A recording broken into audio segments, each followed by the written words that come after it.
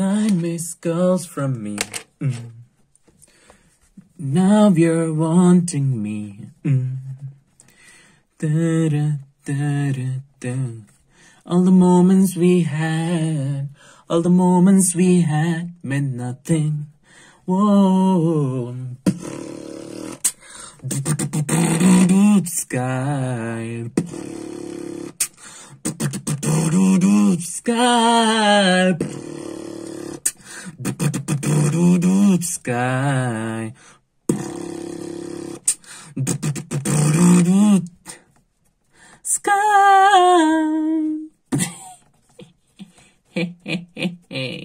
आजको टपिक रहेको छ. Oh, I'm so sorry, I switched the language. Okay, today's topic is compound or stratified epithelial tissue. What does it mean? So stratified means layered. That's the meaning of stratified. So compound or stratified epithelial tissue is that tissue where cells are found in many layers. Okay, we know that.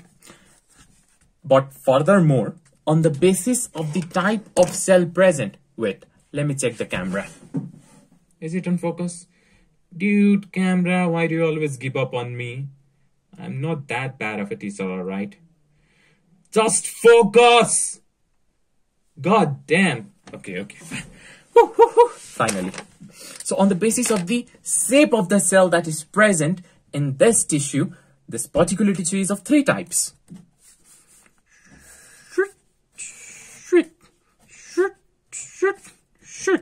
If the cells that are arranged in multiple layers contain flat cells where on the upper surface, not the lower surface, on the upper surface, then that's your squamous stratified epithelium. But if it's cube-like, then it's cuboidal stratified epithelium. And if it's column-like tall, then it's columnar stratified epithelium. This is based on the shape of the cell that is present on the upper layer. Today we'll be dealing with squamous stratified epithelium. So what does it look like? This is what it looks like. There's your basement membrane. And on top of the basement membrane lies the first layer, which consists of, surprisingly, columnar cells. So the base of these columnar cells is in direct contact with the basement membrane. The first layer of the squamous stratified epithelial tissue is columnar.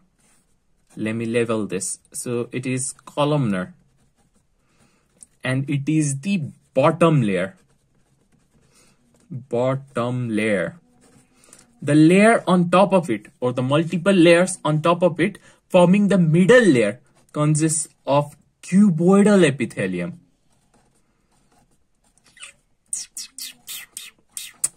There's your cube-like cells with central round nucleus. So this is your middle layer, which consists of cuboidal cells. Middle layer. And the topmost layer consists of flat cells or squamous cells. Bang, bam. That's your squamous cells. Squamous cells on the topmost layer. That is the layer which is in contact with the free space. So in case of squamous stratified epithelial tissue, the topmost layer consists of squamous cells. This can further be of 2 types. You have boom, boom. Keratinized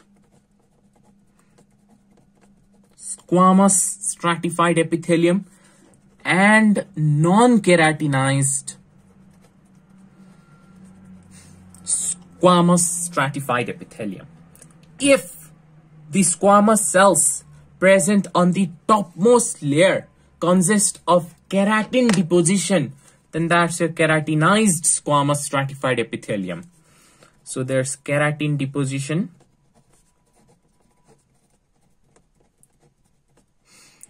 on the top layer. But if there's no keratin deposition here, then that's your non-keratinized epithelium. So there's no deposition of keratin.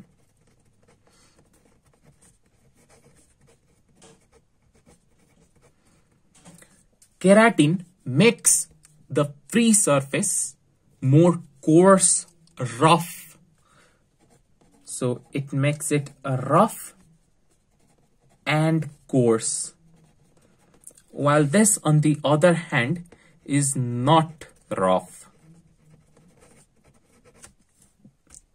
Now, what's the advantage of having stratified epithelium, be it squamous, cuboidal, or columnar? Having epithelium in multiple layers helps your body from protecting itself from friction. In areas of your body where friction takes place, in order to protect the things or the tissues or the parts that are right under the epithelium needs to be multi-layered so that it can act as a protective barrier. For example, my palm, they consist of stratified epithelium as well, and I can easily use it to rub my palms without damaging any tissue. That is because of the presence of stratified epithelium. That's the common advantage of having, or the common function of stratified epithelium throughout your body. And what is that? That is protection. Protection against friction. Now, where are these kind of squamous stratified epithelium found, and where are these kind of squamous stratified epithelium found? Keratinized epithelium is found all over your outer body. And what's all over your outer body? That's your skin, as well as hair and your nails. They are made up of keratinized squamous stratified epithelium. Your hair, nail, which is also there for protection, and your skin consists of this epithelium.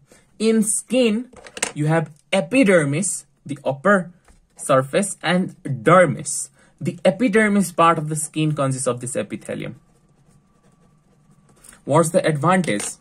So, for a human body, the first line of defense is their skin, because it acts as a shield against external foreign enemies from the environment, that is bacteria, injury, and all of that. So what's there to protect your body? Your skin is there first to protect your body.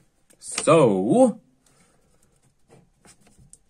it acts as the first line of defense. In the form of a physical barrier. Whew. Then your non-keratinized squamous stratified epithelium. Where is it found? It's found, let me show you in a diagram. Here's your face, and here's your little cute nose, and then here's your beautiful mouth. And you look like a monkey. Yes, you do. Here's your buccal cavity. Let's extend this buccal cavity. Boom, boom, boom, boom, boom. Then you get your pharynx. Okay. Inside your buccal cavity, on the inner wall, that is here. Oh, wow. All over there. All over there. All over there. All over your buccal cavity is your NKSS. That is non-keratinized squamous stratified epithelium, or stratified squamous epithelium, whatever you want to say. in your pharynx, not the whole of the pharynx consists of this tissue. Only the part of the pharynx that is right behind your buccal cavity, or the oropharynx, and your laryngopharynx, the one behind your larynx. Laryngopharynx consists of NKSS, except that it is also present on your cornea. Cornea, right here is your cornea, and when dust particles get into your eyes, you start rubbing your eyes, and if there was no defense, no line of defense like this, just imagine how much harm it could have done to your eye. Due to the presence of non-keratinized squamous epithelial tissue, there's protection against friction on your eye. And then in your vagina and rectum. Rectum is where poop is stored. In all these places, you have this particular tissue. Okay, let me revise it for you.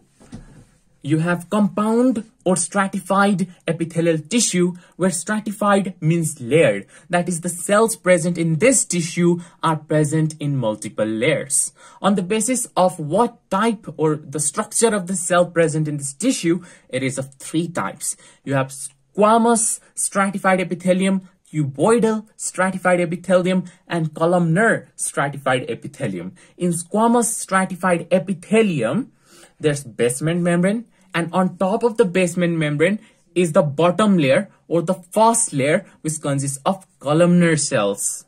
Then on top of the first layer or the bottom layer is a middle layer, which consists of cuboidal cells. And finally, on top of the middle layer is the topmost layer, which consists of flat cells or squamous cells. So the type of cell which determines whether it is squamous, cuboidal, or columnar is that cell present at the topmost layer. That is, if on the top, in the topmost layer there were cuboidal cells, then that stratified epithelium would have been cuboidal.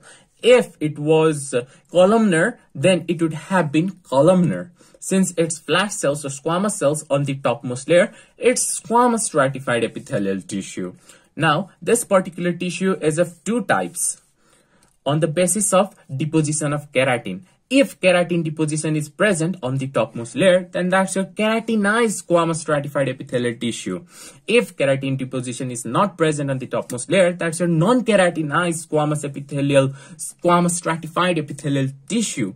When there's keratin deposition, it makes the surface more coarse and rough. In the absence of keratin, it is not as rough. What's the benefit of having stratified epithelium all over body? It is there to protect the surface from friction. Where are these kind of tissues found and where are these kind of tissues found? Keratinized squamous stratified epithelium is found all over your body, in your skin, in the epidermis part of your skin, and acts as the first line of defense. It is also found in your hair and in your nails. And non-keratinized squamous stratified epithelial tissue, on the other hand, is found all over the vertebral cavity and in pharynx, not in the nasopharynx, in the oropharynx and laryngopharynx part of the pharynx. Including that, it is also found on the eye, in the region of cornea, to protect your eye during rubbing from friction. Also in vagina and finally rectum. That's it. Still no comments. I've been waiting for your comments. Please comment. Please comment. Please comment. Please comment. Please comment. See you.